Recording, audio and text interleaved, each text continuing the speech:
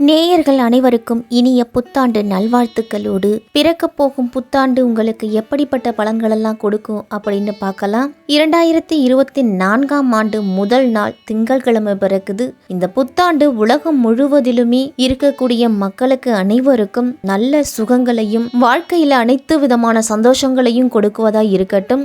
மாலை நேரத்தில் கோயில்களில் சிறப்பு வழிபாடுலாம் நடைபெறும். பொதுமக்கள் அருகில் இருக்கக்கூடிய கோவிலுக்கு சென்று வழிபாடுகளை நடத்தி வாங்க. காலபுருஷ தத்துவத்தின்படி 2024ஆம் ஆண்டுல சனி பயிற்சி, ராகுகேது பயிற்சி அப்படிங்கிறது எதுவும் கிடையாது. குரு பயிற்சி மட்டுமே மே 1ஆம் தேதி இருக்குது. குரு பகவான் மே 1ஆம் தேதி மேச ராசியிலிருந்து ரிஷப ராசிக்கு போறாரு. சனி பகவான் கும்பராசியிலேயே ஆட்சி அமைத்து பயணம் செய்கிறாரு. ராகு பகவான் மீன ராசியிலையும், கேது பகவான் கன்னி ராசியிலையும் பயணம் செய்கிறாரு. ஆங்கில புத்தாண்டான 2024 கன்னி லக்னத்துல பிறக்குது. அதோடு வருடம் பிறக்கும் போது சமயத்துல இருக்கக்கூடிய கிரக நிலைகளை நிகழ இருக்கும் கிரக மாற்றங்களையும் பார்த்தோம் அப்படின்னா இந்த ஆண்டு நல்ல மாற்றங்கள் நிகழக்கூடிய ஆண்டா இருக்கும். அதே சமயம் உலக அளவுல இயற்கை சீற்றங்களால பாதிப்புகள், பெரிய தலைவர்களோட உடல் ஆரோக்கியத்துல கவனம், இந்திய அரசியல்ல குறிப்பிடத்தகுந்த மாற்றம், அறிவியல்ல புதிய கண்டுபிடிப்புகள், மருத்துவத்துல இந்தியாவின் மதிப்பு கூடும், பிரபலங்களோட உடல்நலத்துல பாதிப்பு, வலைத்தள வளர்ச்சி அப்படின்னு அனைத்திலும் ஏற்றமும் மாற்றமும் எச்சரிக்கையாகவும் இருக்கக்கூடிய ஆண்டா இருக்கும். இந்த ஆண்டு முழுவதுமே எல்லோரும் பிள்ளையாரையும் பெரிய மகான்களையும் கும்பிட்டு வர்றது நல்லது. 2024ஆம் வருடம் வருவதற்கு இன்னொரு சில நாட்கள் தான் இருக்குது. அந்த வகையில இந்த ஆங்கில புத்தாண்டு 12 ராசிக்காரர்களுக்கும் எந்த விதமான பாக்கியங்களை கொடுக்க போகுது அப்படின்னு விரிவாவே பார்க்கலாம்.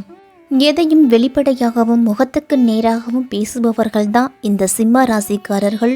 இந்த ஆண்டு தொடங்கும் பொழுது சனி பகவான் 7ஆம் வீட்டில் கண்டகச்சனியா இந்த ஆண்டு முழுவதுமே சஞ்சரிக்கிறாரு.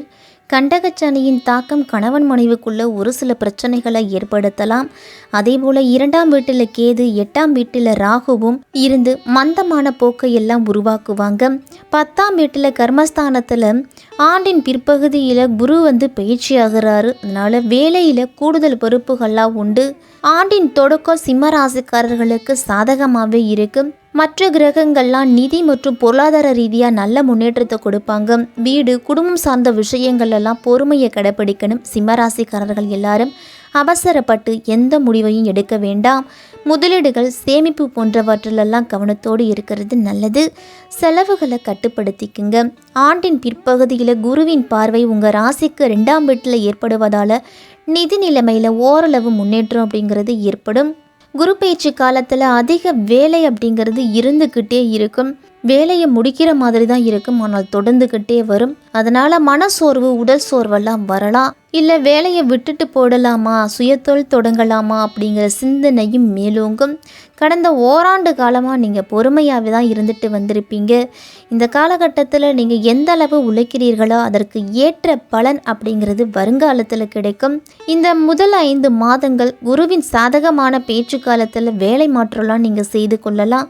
அது மட்டும் இல்லாமல் சிம்மராசிக்காரர் சுக்கிரன் மற்றும் செவ்வாயோட சாதகமான பேச்சு காலத்தில் வேலை, தொழில் சம்பந்தப்பட்ட மிகப்பெரிய யோகமான காலமாக இருக்கிறதால இந்த நேரத்தில் வரக்கூடிய வாய்ப்புகளையும் நீங்கள் பயன்படுத்திக்கணும். பொருளாதார ரீதியாக நல்ல முன்னேற்றம் கிடைக்கும் பொழுது நம்மளோட தேவைகளுக்காக சிறிது சேர்த்து வைத்துக்கிறது நல்லது. சிம்ம ராசிக்கு திருமண வீட்டை குறிப்பவர் சனி பகவான். கும்பராசியோட ராசிநாதனும் சனி பகவான். எனவே 7ஆம் வீட்டில் சனி 7ல் ஆட்சியாக அமர்ந்திருக்கிறாரு. ஒரு பக்கத்தில் சாதகம் இருந்தாலும் மறுபக்கத்தில் சில பாதிப்புகளையும் ஏற்படுத்துவார். திருமணமானவர்களுக்கெல்லாம் ஒரு சில பிரச்சனைகளை கொடுக்கலாம். கணவன் மனைவியா யாரா இருந்தாலும் நிதானமாகவும் பொறுமையாகவும் விட்டு கொடுத்து செல்வது தான் நல்லது. காதல் திருமணம்லாம் கைகூடி வரும். குறிப்பாக வேற்று மதம் அல்லது வேற்று இனத்தில் அதிக திருமணம் நடக்கும். குறிப்பாக அஷ்டமத்தில் ராகு இருக்கிறதால உடல் ஆரோக்கிய பாதிப்புகள் ஏற்படலாம். செரிமான சம்பந்தமான பிரச்சனைகள், உஷ்ணம் சம்பந்தமான நோய்கள்லாம் வர்றதுக்கு வாய்ப்பு இருக்கு. எந்த விஷயமா இருந்தாலும் ஒரு பற்றற்ற நிலையே இருக்கும். சிம்மராசிக்காரர்களுக்கெல்லாம் உங்களுடைய முன்னேற்றமும் வளர்ச்சியும் நிதானமாக இருக்கணும். வீட்டில் நிம்மதி அப்படிங்கிறது ஓரளவு இருக்கும். படிப்படியாக குடும்பத்தில் சுபகாரியங்கள்லாம் நடக்கலாம். விலகி இருந்த உறவும் நட்பும் உங்களை தேடி வரும். 3ஆம் நபர் உங்களுடைய மூன்றாம் நபர் முன்னால் எந்த உறவையும் மனம் நோக நீங்கள் பேச வேண்டாம். தற்பெருமைக்காக செய்யும் வீணான ஆடம்பரத்தை தவிர்த்தாலே உங்களுடைய சேமிப்பு அப்படிங்கிறது உயரும். சிம்மராசிக்காரர்களுக்கெல்லாம் குடும்பத்து ரகசியங்களை பொது இடங்களில் பேசுவதை தவிர்த்துக்குங்க. சகோதர உறவுகளாலெல்லாம் உங்களுக்கு நன்மைகள்லாம் ஏற்படும். சின்ன சின்ன விஷயத்திற்கும் உணர்ச்சி வசப்படுவதை தவறுங்க.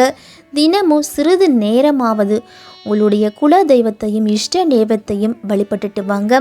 அலுவலகத்தில் உங்களுடைய திறமை உரியவர்களால் பாராட்டப்படும். மனதில் இருந்துட்டு வந்த இனம் புரியாத பயம் எல்லாமே நீங்கி தெளிவு அப்படிங்கிறது கிடைக்கும். சிம்மராசிக்காரர்களுக்கெல்லாம் இடமாற்றமும் பதவி உயர்வும் கொஞ்சம் தாமதம் ஆனாலும் கண்டிப்பாக கிடைக்கும். இந்த ஆண்டு யாரோட தனிப்பட்ட செயல்களையும் விளையாட்டாக கூட நீங்கள் விமர்சிக்க வேண்டாம். முகஸ்துதி பாடும் நபர்களை முதல் வேலையாக விலக்கி வைங்க. அவங்கள உங்களுடைய திறமையை வளர்த்துக்கிட்டு நீங்கள் திட்டமிட்டு செயல்பட்டீங்க அப்படின்னா வெற்றி உங்களுக்கு. அதே மாதிரி அனுபவம் மிக்கவர்களோட ஆலோசனையை கேட்கறதுக்கு நீங்கள் தவற வேண்டாம்.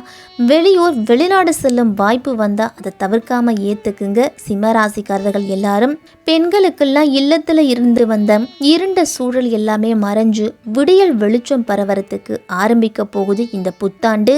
கல்யாண மாலை மனம் போல அமையும் உங்களுக்கு.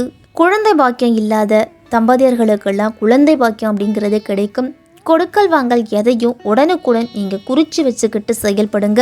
30/4/2024 முதல் உங்கள் ராசிக்கு 9ஆம் வீட்டில் குரு இருக்கிறாரு. அதனால் நீங்கள் எதிர்பார்த்த வகையில் பணம் அப்படிங்கிறது வரும். கைமாற்றாக வாங்கியிருந்த பணத்தெல்லாம் கொடுத்து முடிப்பீங்க. புதிய சொத்து வாங்குவதற்காக பாக்கி பணத்தெல்லாம் கொடுத்து பத்திரப்பதிவு செய்கிறதுக்கு யோகம் அப்படிங்கிறது கூடி வருது. வீடு மனை வாங்கக்கூடிய வாய்ப்புலாம் உண்டு. தாய் தந்தையோரோட உடல் ஆரோக்கியத்திலையும் முன்னேற்றம் அப்படிங்கிறது ஏற்படும். வங்கியில் வாங்கியிருந்த கடனையும் சிறிது சிறிதாக கொடுத்து முடிக்கக்கூடிய காலகட்டம். ஆளுங்கட்சியில் இருக்கிறவங்கெல்லாம் உங்களுக்கு உதவுவாங்க. கல்யாணம், காதுகுத்து, மஞ்சள் நீராட்டு விழா, கிரகப்பிரவேசம் அப்படின்னு விசேஷங்கள்லையும் உங்களுக்கு முதல் மரியாதை அப்படிங்கிறது கிடைக்கும். உடல் ஆரோக்கியம் தொடர்பான செலவுகள்லாம் உங்களுக்கு குறையலாம். உடற்பயிற்சி சார்ந்த விஷயங்களில் ஈடுபாடு அப்படிங்கிறது அதிகரிக்கும். உடலுக்கு தேவையான தண்ணீரை அதிகம் பருகுங்க. பொட்டாசியம் மற்றும் கால்சியம் சத்துக்கள் நிறைந்த உணவுகளை அதிகம் எடுத்துக்கிட்டீங்க அப்படின்னா உங்களுக்கு உடல்நல பிரச்சனை அப்படிங்கிறது சற்று குறையும். பெண்கள்லாம் புதுவிதமான இடங்களுக்கு சென்று வருவதற்கான சூழல்லாம் உண்டு. பேச்சுகளில் நிதானமும் பொறுமையும் கடைபிடிக்கணும். பாக பிரிவினைகளில் இருந்துட்டு வந்த எதிர்ப்புகள் அனைத்துமே விலகும். மாணவர்களுக்கெல்லாம் அடிப்படை கல்வியில் இருந்து வந்த குழப்பங்கள் அப்படிங்கிறது நீங்கும். ஆசிரியர்களோட வழிகாட்டுதல் நல்லதொரு மாற்றத்தை ஏற்படுத்தும். மாணவர்களுக்கெல்லாம் ஆராய்ச்சி கல்வி படிக்கும் மாணவர்களுக்கெல்லாம் உங்களுடைய ஆசிரியர்கள் பக்கபலமாய் இருப்பாங்க. வெளியூர் மற்றும் வெளி மாநிலம் சென்று படிக்கக்கூடிய மாணவர்களுக்கெல்லாம் உங்களுடைய எண்ணங்கள் அனைத்துமே எளிதில் நிறைவேறும். உயர்கல்வியில் நீங்கள் நினைச்ச மதிப்பெண்கள் கிடைச்சு உங்களுடைய லட்சியத்தை அடையறதுக்கு உண்டான அனைத்து வழிகளையும் செய்வீங்க. வியாபாரத்தில் நல்ல முன்னேற்றம் அப்படிங்கிறது இருந்தாலும் ஒரு சில காரணங்களால் உங்களுடைய முன்னேற்றம் அப்படிங்கிறது தடைப்படலாம். அரசு வழியிலெல்லாம் உங்களுக்கு ஒத்துழைப்பு கிடைக்கும். தினசரி வர்த்தகத்திலெல்லாம் சூழ்நிலை அறிஞ்சு முதலீடுகளை மேற்கொள்ளணும். அலங்காரம் மற்றும் மலர் வியாபாரத்தில் ஈடுபட்டு இருக்கிறவங்களாம் சற்று கவனத்தோடு இருக்கணும். கலைத்துறை சார்ந்தவர்களுக்கெல்லாம் புதிய முயற்சிக்கு உண்டான பலன் கிடைக்கும். உங்களுக்கு சிறிது தூர பயணங்களால் நல்ல ஆதாயம் உண்டு. அதிகார பொறுப்பில் இருக்கிறவர்களோட அறிமுகமும் அவர்களோட ஒத்துழைப்பு உங்களுக்கு கிடைக்கும். எதிர்பாலன மக்கள் விஷயங்களில் தலையிடாமல் இருங்க. பேட்டிகள் கொடுக்கும் பொழுது நிதானமும் பொறுமையும் அவசியம் தேவை. சிம்மராசிக்காரர்களுக்கெல்லாம் அரசியல்வாதிகளுக்கெல்லாம் தோற்ற பொலிவில் மாற்றம் அப்படிங்கிறது உண்டு. நுட்பமான சிந்தனைகளால் ஆதாயத்தை தேடுவீங்க. மறைமுகமான சில வருமானங்கள்லாம் உங்களுக்கு ஏற்படும். அவ்வப்போது சிறு சிறு வதந்திகளும் வழக்கு சார்ந்த பிரச்சனைகளும் வரலாம். சிம்மராசிக்காரர்களுக்கெல்லாம் தொண்டர்களோட எண்ணங்களை அறிஞ்சு செயல்படுங்க. எந்த சூழ்நிலையிலுமே ஒரு விதமான திருப்தி இல்லாத சூழ்நிலை தான் ஏற்படும். செவ்வாய்க்கிழமை தோறும் நல்லெண்ணெய் தீபம் ஏற்றி துர்க்கை அம்மனை வழிபாடு செய்துட்டு வந்தீங்க அப்படின்னா மனதளவில் இருந்து வந்த குழப்பமும் சஞ்சலமும் நீங்கி தெளிவான மனதும் தெளிவான சிந்தனையும் பிறக்கும். சிம்மராசிக்காரர்களுக்கெல்லாம் இந்த ஆண்டு முழுவதும் 7ஆம் வீட்டில் சனி பகவான் இருக்கிறதால கணவன் மனைவிக்குள்ள குழப்பத்தை ஏற்படுத்த சிலர் முயற்சி செய்வாங்க. வீண் சந்தேகத்தால் சில பிரச்சனைகள்லாம் வரலாம்.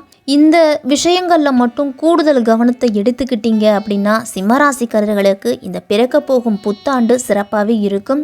உங்களால் முடியும் பொழுது மதுரை மீனாட்சி அம்மனை சென்று தரிசிச்சுட்டு வந்தீங்க அப்படின்னா நல்லது அதிகம் நடக்கும் சிம்மராசிக்காரர்களுக்கு.